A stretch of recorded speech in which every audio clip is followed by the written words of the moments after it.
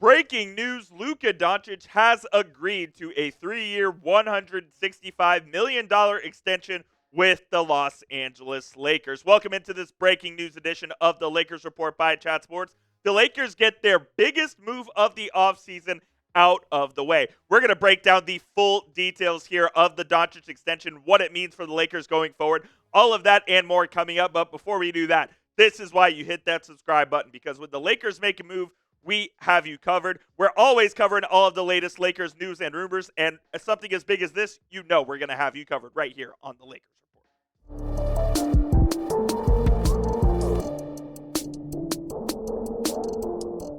You're watching the Lakers Report by Chat Sports. Jeffrey Cooperstein here with you guys, and it is official as Luka has signed the contract extension with the Los Angeles Lakers. And early in the offseason, it was kind of sketchy as to whether or not Doncic was going to put pen to paper here on an extension with LA.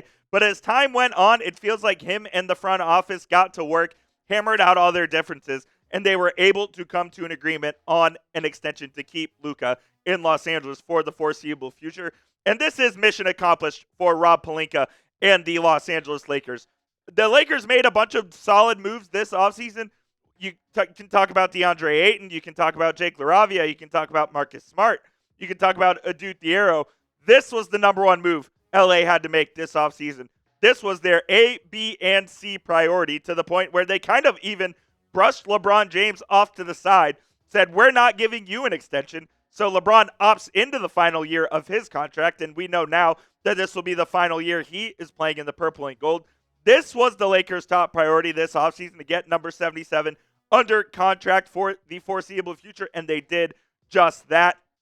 They had to do it. They had no choice. They could not let Luka go into the final year of his deal, opt out, and become a free agent next summer. It would have caused a bunch of just unneeded chaos for the Los Angeles Lakers, and they were able to hammer out a deal when early in the offseason it looked like it could have been a little bit sketchy. I mean, look, this guy is, for my money, the second best player in the NBA. Only Nikola Jokic is ahead of him. He is an absolutely mercurial offensive talent, and as you've seen over the last couple of weeks, he's really getting himself into peak conditioning, peak shape as well. He's starting to take his diet and his offseason very, very seriously, and the league is going to be put on notice, because I think the Lakers are getting a very motivated and, frankly, an angry Luka Doncic on the basketball court this offseason, and it's a scary sight for the NBA.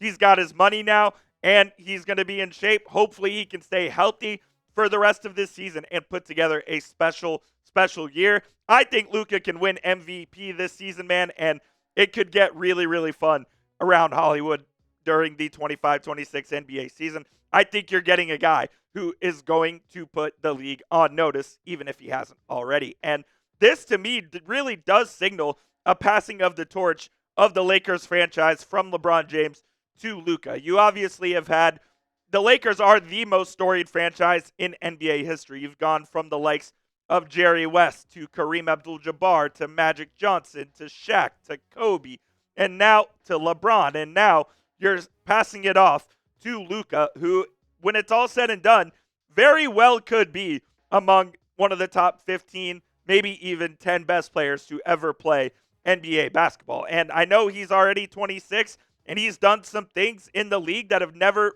been seen before, and I think he's going to continue to build on that legacy. And there's no better team to do it than with the Los Angeles Lakers, who are the flagship franchise here of the NBA.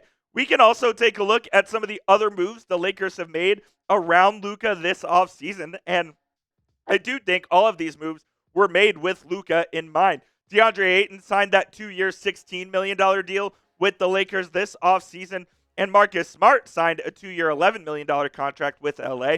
And in the case of both Ayton and Smart, Luka was an integral part in their recruiting process for them to come to Los Angeles. I know he called Marcus Smart personally and made the pitch for him to come play alongside him. The Lakers desperately needed a point-of-attack defender, because when you have Luka and Reeves, no one's accusing those guys of being all NBA defenders. So what did the Lakers do? They just added a former defensive player of the year, an all-NBA defender in Smart. Yeah, losing Dorian Finney-Smith certainly hurt for Los Angeles, but they added Jake LaRavia, who's going to come off the bench and play a pretty pivotal role for them as well. So this is what the Lakers' current roster looks like as we sit right here in the first days of August. You have Luka and Reeves, who I think are going to be your starting backcourt, alongside Hachimura and LeBron James at the wing, with DeAndre Ayton out at the center. And off the bench, you'll have Marcus Smart and Gabe Vincent. You'll have Bronny, and you'll have RJ Davis at the 2. You'll have LaRavia, Dalton Connect at the 3. You'll have Adut Diero and Jared Vanderbilt at your bigger wing at the 4. And then Jackson Hayes at your backup 5. Christian Koloko on the 2-way as well if the Lakers need to use him at the center. This is a team that absolutely can compete. This is a team that, yes, the Western Conference is difficult, but when you have number 77, you can go out there and win any given night. He's a guy who gives you a chance regardless of who you're playing. It doesn't matter if you're going up against a team like the Knicks, if you're going up against a team like Oklahoma City. It simply does not matter. When you have this guy on the court, you have a chance to win that ball game. And that's the most exciting thing about Luka, in my opinion. So grade the extension for me down there in the comment section. A, B, C, D, or F. What grade would you give this Luka Doncic extension? For me, it's obvious. It's an easy A. When you're getting a top 5 player, you give him whatever money he wants in whatever term he wants, and the Lakers clearly did that here in August. So congrats to Luka. Congrats to the Lakers for getting this deal done. And in just 28 games with Los Angeles after the trade from the Mavericks, Luka played pretty damn well after struggling a little bit out of the gate to find his legs. He did return from that calf strain in his first couple of games, and he kind of struggled to shoot, but he ended up shooting almost 38% from 3 with the Lakers in 28 regular season games, where he averaged 28, 8, and 7.5. And look, when you look at Luka's career numbers, it pretty much aligns right with his career numbers. I believe for his career, he's averaging 28.6 points. So it basically is right alongside what he has done his entire career. And this guy is basically, for my money, one of the faces of the NBA. I mean, in the last couple of weeks, he has just gone on his Jordan Brand tour, if you will, in Europe and around America. Now he's heading back to Slovenia here shortly to participate in Eurobasket 2025. But you're simply getting a top 3 player in the league. I think he's the second best player. And yeah, we can talk about the playoff series, okay? This was not Luka's best series that he has played in his career. Still put up pretty damn good numbers, though. 30 points, 7 assists, 6 boards.